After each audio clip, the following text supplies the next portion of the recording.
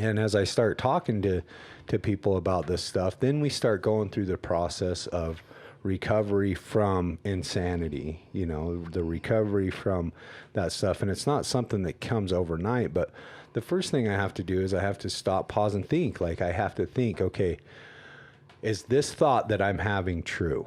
Right. Yeah. You know? And so, if it is true, right? Like for me, for whatever reason, you know, sometimes finances will come up, and my thinking will go to, there's not enough. There'll never be enough. I'm going to mess this up. I'm going to end up owing more than I make, you know. I think probably very normal concerns. Sure. Okay. Normal concerns. Well, especially for a business owner who, you know, whose work is contingent on other people's needs. Yeah. Like, you're not guaranteed anything. No, but I mean, history has shown that I will be okay. Right. You know?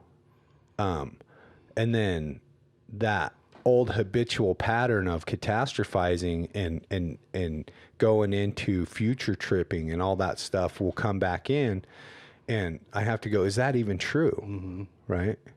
Is my life in danger? Why am I feeling this way? Because the weird thing about the mind, and we've heard this from, you know, different people, the body doesn't know the difference between reality and thought when it comes to a intense feeling like that, right? So I can think of something very detrimental or scary or you know, whatever that fear is. I can start living in that fear inside of my mind and have a physical reaction to it.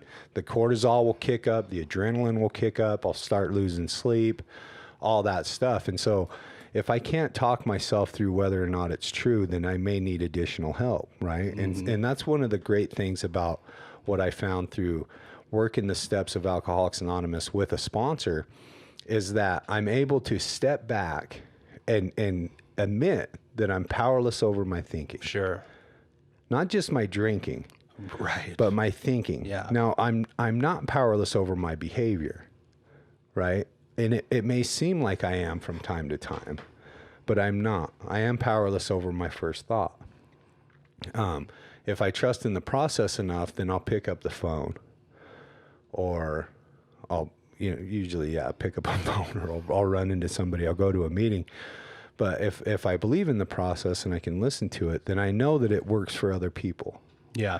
Now, I'm powerless over my thinking, and it makes my life unmanageable. And the reason that I can say that is because, you know, I go through this negative self-talk, this negative pattern, and I get disconnected from the people that love me. Mm-hmm. All of a sudden, I'm out in the weeds alone again. Even if there's people around, like I live with a wife and 3 kids, and I can find myself completely alone. Sure. You know, living in my mind.